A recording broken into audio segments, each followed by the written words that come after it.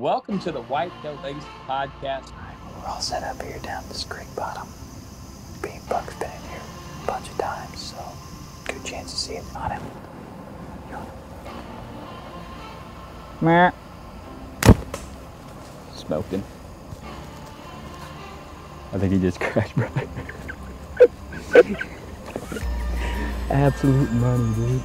It's 76 degrees out. We just set up 80 yards from a buck and killed him at 18 yards.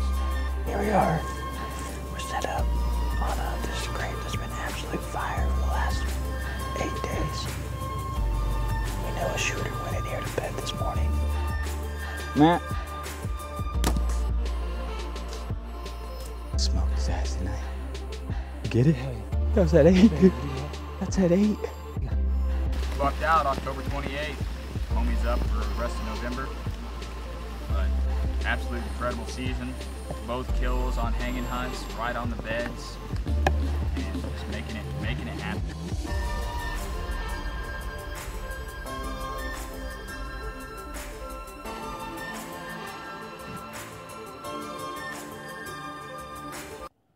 Welcome to the Whitetail Legacy Podcast, coming in your ear holes, and I don't got much to say today. Let's get into the people that make this possible, then we'll get into what happened. Big shout out to Exodus Outdoor Gear for making this possible for you guys, coming on here every day, podcasting, coming back after I'm hunting, uploading a show, making a cover art, doing all that jazz every single night on my kitchen table, my dining room table here. For you guys to listen and fill your ear holes every single day.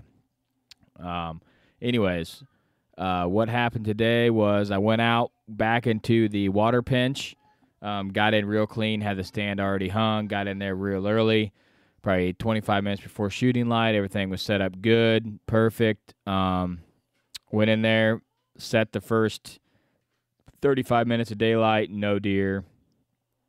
Decided... I'll rattle and just see kind of what happens, you know. You never know this time of year. Rattled, nothing. Said another 45 minutes, nothing. Wife texted me, said the middle kid has an ear infection, needs to go to the doctor at 11:15, so I got to pick him up at 11. So I was like, well, I'll just set the whole morning out. I set till about 10, took all my stand down, packed out, didn't see a deer all morning. And I could see quite a bit of ag in that pinch I was in. Didn't hear deer, didn't see any, absolutely nothing going on out there. It was 55 when I woke up this morning, and it got up to 77 today. I took the kid to the doctor's appointment. He does have an ear infection, got some medicine. With that, come back. My mother-in-law's toilet needed fixed. I fixed it. And that took me 2 trips to the hardware store, and just got it done right before I'm actually recording this podcast. After I did that, came back home, and it was going to be 77, so I opted out of hunting tonight. I did pull a bunch of cams, and JoJo is all over the place. He's still out there, the buck that I hit the limb on. He's everywhere on cam. I got so much good video of him hitting scrapes. Got a good idea of where I need to be when the weather switches, and I did have a shooter show up after dark tonight back on the urban piece. But for what I'm doing tomorrow is 2 years of history on the king pinch. I'm going in on the king pinch. I got 2 years of history of a buck being there on November 10th. One day it was 55, low of 42. The other one was a high of 58, low of 44. So it's going to be warmer tomorrow, but I did have some does go up in there, more than they normally are. They did pick all the corn. There was probably 150, 200 acres of corn on the neighbors still in that didn't make them utilize that pinch like they should. But I will be in the pinch stand in the morning and sit there. I don't know about tomorrow night. I might hunt. It's supposed to be 75 again. I'll probably try to get out just to get out, and basically get out to have my stand set up for Friday morning. So it's supposed to be high winds tomorrow, possible rain, and then Friday that cold front comes in, and Friday, Saturday, Sunday, Monday are going to be the best days of my whole entire rutcation. So that's the plan. I'll be in the king pinch until probably 10 or 11, set it out, and then maybe go back in there in the evening. I don't know. That buck was there in the morning one year, in the evening the next, both on the 10th, and he stays there till about the 14th. I don't know if he pushes a doe up in there and holds him there and breeds him or what he does, but he's in there and then he rolls out. So I'm going to try to be there this year, use that historical data. Be really cool if it comes together. But it's good for a south. It's a good pinch point, and like I said, they got the ag out, and there's some does in there finally. So it's looking up that spot, so that's where I'll be. I want to call Brian tonight and talk to him, and he's been hunting pretty hard. His cousin's been hunting pretty hard, and just see kind of what his rut's going on, how he's been doing, and we'll call him right now.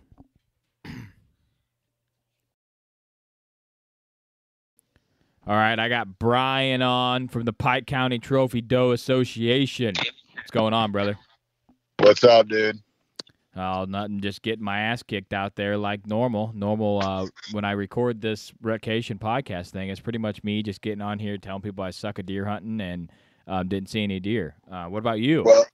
Well, if I had my own podcast, I'd be doing the same thing. I'd be telling them the exact same shit. So. Well, what do you don't feel too bad. What do you think the rut's doing? What's your area, just so the listeners kind of know? I hunt. I'm about almost 3 hours south of you. I'm like dead center, just a little south of center of Illinois. I hunt pretty much the middle of the state from river to river. Nice. So it's a lot of ground. I hunt a lot of public, and I got 2 properties. One of them's in the family, and one of them's my own. Nice. Right on. So what are the bucks doing out there, man? To be honest, I don't really know. I mean, the only time I have seen a couple shooters at first light and last light. That's when I'm getting the majority of my good movement. The middle of the day, I think I've had 3 all day sits so far. And really, I mean, it's been warm midday. And so sometimes I'll get up and I'll switch things up, or I'll go check some cameras or whatever, but I haven't seen any deer on my cameras or in person moving midday. I actually saw more midday movement last week of October than I have this month so far. Same here. October 25th, we had that cold weather, and I had midday movement. I think that cold weather kicked it in a couple days early because I had bucks daylighting there. I had my number one target buck daylight at 7:30 in the morning on like the 27th, and I'm like, "What are you doing?" You know. And then I had another mature deer, the 25th, hit a scrape in October at like 11:30 or something. I'm like, I ain't had any but nighttime pictures on this.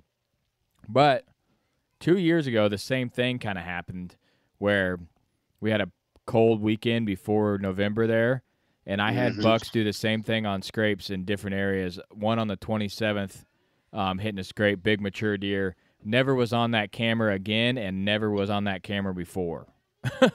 So, yeah, crazy. This reminds me quite a bit of 2020, but the weather's not quite as bad. Yeah, 2020 was horrible. That's the last time I recorded this Rutcation podcast. If you want just a shit hot rut, I'll just record a podcast every year, and that's what we'll have the whole entire time. Well, maybe take a couple years off. But so right now, I honestly haven't even seen any deer chasing. Well, I shouldn't say that. I have, but it's always been at 5 a.m. or 4 a.m. driving to the spot, running across the road. I haven't seen nothing on my cameras or in person in daylight. No chasing. 2 nights ago, I had a probably 130, 140 class buck make a scrape. I had a doe that circled downwind of me and just stood there for probably 30 minutes staring over my direction. Never blew or nothing. Well, this buck spotted her, and he circled. He was like, I don't know. He was in a if it was straight east instead of northeast, he'd have been dead. He'd have been a dead deer. because he was making a scrape all pissed off, and I grunted at him, and he got all straight legged and come my way, and then he ended up circling down to that doe and winded me, and then the whole wood blew up. But that's really the only, other than that, I mean, I had first week of like probably November 1st or 2nd, I don't remember which specific day, I had a shooter that just appeared out of thin air underneath me, and I wasn't in thick cover or nothing. He's just absolutely just appeared underneath me. I'd have shot that deer, but that deer came to some grunts out of a bedding area to a scrape. But other than that, I mean, I'm still getting some pictures on scrapes, but I'm not getting the chasing right now. So I'm hoping this weekend when it gets down to a 12-degree wind chill, that I'll it'll kick off on Friday and then go through the weekend till the beginning of next week, and hopefully we get the action we're looking for. If not, then we may have to wait till gun season for better weather. Yeah, this cold front coming, I think, really will pick up the action. The only problem is what I got going on right now is my bucks are locked down tighter than Fort Knox. Even on my cams, I went and pulled a bunch of cams here today, midday, and until the 5th, they were hitting scrapes, tearing it up, edge and daylight, hour after daylight on the edge of the field, still warm out. But after that, there has been no sign of any buck, big deer, anywhere since the 5th of November. And I finally had one show back on my urban piece tonight at 5:40, and he's been gone since around the 4th or 5th. So I think most of them, that cold spell kicked the does in. They all found a doe, the big ones, and they're just chilling. But if you look at, like, the killers that normally kill, they're not killing. And if you, like my buddies that normally kill in the rut, they're not killing. And if they're killing 3-year-old deer, 3 or 4-year-old deer. They're not killing. Yeah, I'm not convinced that the weather in late October like started the rut early or anything, but I do think it got them on their feet a lot more. I just know that my scraping this year was just not there. And like most of the time you have some daylight, bucks hitting scrapes and stuff their 1st of November, and it just wasn't there. It was just non-existent. So I'm not saying, I agree. I don't think the does came in early, but I think those bucks were like, okay, I need to start just staying in the doe bedding until one of these does comes into heat and not traveling. Not doing that. I'm going to travel 2 miles to hit a scrape tonight, Yeah, my scraping started earlier, ended earlier. Yep, same here. Because I know there's 2 spots in this public that I hunt. It's absolutely massive. And I found a little spot that I actually wounded a really nice deer there 2 years ago. I talked about it on our last episode with the track dog. Yeah. Well, it's the exact same spot. I typically hang in the exact same tree.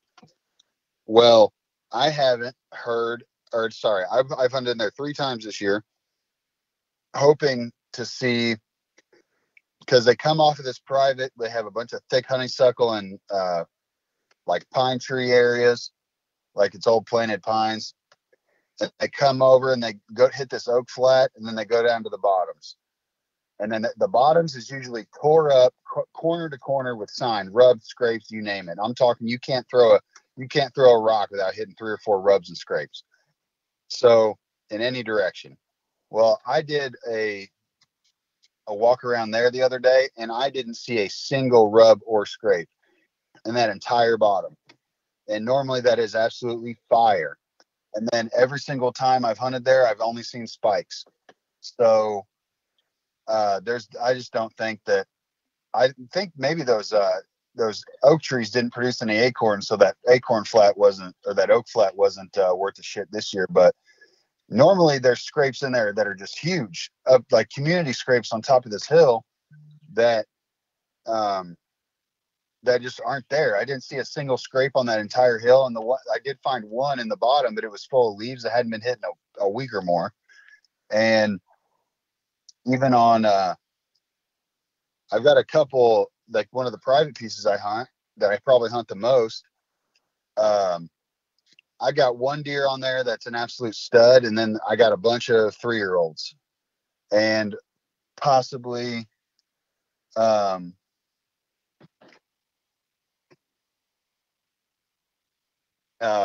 second. My wife's looking for me. I told her I was outside. No big deal. I haven't seen really shit for big deer. Normally, I got probably 1 or 2 booners cruising through late October, during November. I haven't hunted there a single rut yet without seeing at least one, 160 plus deer, at least on the hoof cruising.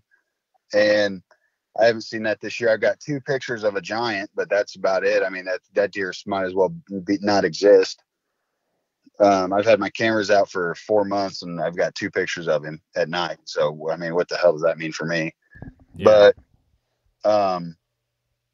yeah, I don't know. I think part of it is I just think the weather fucks with way too much of this, and I don't like it as much. But I just had this season is just down. I don't even have enough time to spend in the woods as I'd like. I took a bunch of time off, but it's like now that our kid's 9 months old, my wife's all spun out about a bunch of shit at the house. I got a lot of stuff going on at work. I get mandated all the time, which you know how that is. Yeah, it's tough, man. So I haven't even been able to hunt as much, but here coming up probably the next week or 2, I should be able to get out plenty, and then the weather should be better. But this might be one of them years where as soon as I get something on the ground, I might have to just take it easy for a while. Yeah. I'm kind of excited for gun season, man. I think that's when, it's going to get real good this year, as long as we have some good weather. Because the gun season in the past have kind of been crappy, but I feel like the bucks were locked down then. But I don't remember. I know it's hot, but I don't remember my cams ever just literally nothing on them at all. Like 2 nights in a row. 2 nights in a row, I haven't had a buck on cam that I consider a shooter with running mobiles, which is extremely rare for me. I got 15 mobiles out, and that's like during this time of year, you get them at 2 a.m., 11:30, like midnight, just cruising the pinch or something. I'm getting nothing. It's just, I don't think if you ask my cousin, he'd probably tell you otherwise, but I don't think they're locked down yet because I'm still getting a little bit of scraping at night. They're still checking all the scrapes. I just don't think that the only buck that hit the scrapes, I pulled 3 cams on video mode on scrapes. The only bucks that hit a scrape since the 8th of November is a buck. He went in there, hit that scrape in the morning, came back out, hit the scrape at night, and he had lost half a beam. So, yeah, one of the deers I wanted to shoot lost his whole entire left beam, and probably saw him 20 times last year. Lost his left beam, and then another one lost all of his tines. So he's probably a 130, but he's just thick and a perfect 8. But he lost every tine except for his main beam. So he's just straight main right now. Heck yeah. This buck, I wanted to live another year, and he broke off his other side, right above past the G2. I'm like, perfect. Maybe he'll live now. So. Yeah, both of these deer, I wouldn't mind seeing them live another year. And, but I don't know, maybe close to, I don't know, what's it 200 miles from your house to mine? Maybe that's got something to do with, maybe I'm a couple days behind you on lockdown. It may turn shitty this week. Who knows? I know. I've seen Jesse Hines. I snap him pretty, every day, and he had a buck running bucks off and holding a doe down out in a 3-acre little patch of timber. My buddy Nick Brown, he went out. He had a buck pinned down with a doe out on a fence line. That's lockdown shit for me. When they push him out like that in the middle of nowhere, and that's that buck that I seen yesterday morning that I passed.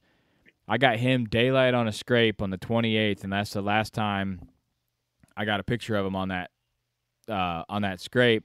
And he was with that doe, and he had pushed her up into that draw that I was in, and she kept trying to get out, and he kept cutting her off and trying to hold her in there.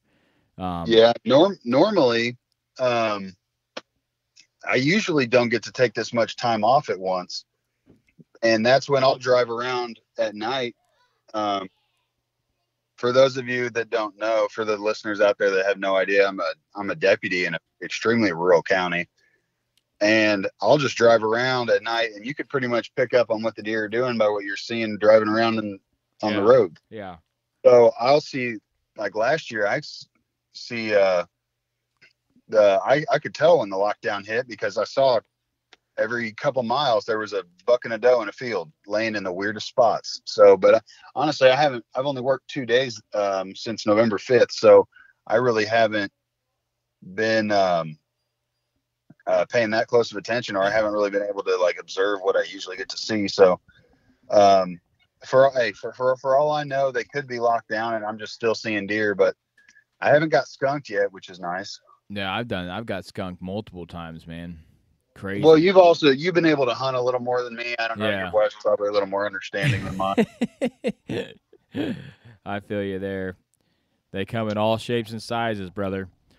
But you're going to be able to get out this weekend. What do you think this weather this weekend's going to do to them? You think it's going to be crazy out there? What's your predictions? I hope so. I hope Friday is going to be off the chain because Friday I get to hunt dark to dark.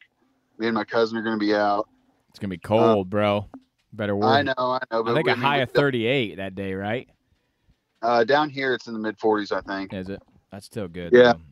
I mean, he and I have done dumber shit for less money. Oh, so, yeah. Saturday, I can only hunt till noon unless I kill. I got the sheriff's dinner on Saturday night. It's an annual deal I can't miss. So, I'll have that on Saturday evening. I might tie one on. I'm not sure. So then that Sunday mornings on the edge. Yeah, the Sunday mornings it's iffy, but I'll probably sit out Sunday morning anyway, just because she'll probably want to do something at home. Yeah. But like probably want me to cook her breakfast or some shit. So I'll probably get out Sunday afternoon, and then next week. Mornings are tough for me right now because when she works Monday through Thursday, so I got to wake up early, and then I just get everything ready, and then as soon as she leaves for work, I got to take the kid around the corner to grandma's house. So I typically try and get into the stand by 9 or a little after 9, which is not ideal, but I mean, what am I going to do about this time of year it's sometimes it's better, it just depends on where you're hunting. So I know. Yeah, actually the other day I was talking to you guys in the group chat about my dilemma, and I actually ended up working out because my path in, I got to take this is river bottom ground. So there's a lot of, there's a levee system and a lot of creek beds that when the river floods, they like divert the water so that the whole ground doesn't flood. It like protects the farm ground. It's like flood channels. And I walk in through some of them flood channels when they're low or dry, because you pretty much, you can stay, everything but your head is below ground level. And this one was about knee high in water, so I had to take a different route. So if I would have been there in the dark, I probably would have sunk, because I walked right in there, because I was there 2 days prior and it was, a damn near bone dry. Huh. Crazy. So sometimes sneaking in the morning ain't the worst. Nope, for sure. And if you share the property with people, then you can see where people are at, which kind of helps. Yeah, that also helps. Well, I appreciate you coming on, man, and hanging out with me. Like I said, I needed someone to come on. All right, guys. Well, there you have it. He's been struggling. Like I said, everybody I know has been out there, been struggling pretty hard, seeing big deer moving in this heat. And I don't know. Like I said, we don't know if the rut started early, but, man, they're acting like they're locked down like nobody's business. So keep trying, keep hunting, keep plugging away, and always try to do the right thing. Try to leave a legacy, and Whitetail Legacy is out until I'm coming in your ear holes tomorrow at 7 a.m.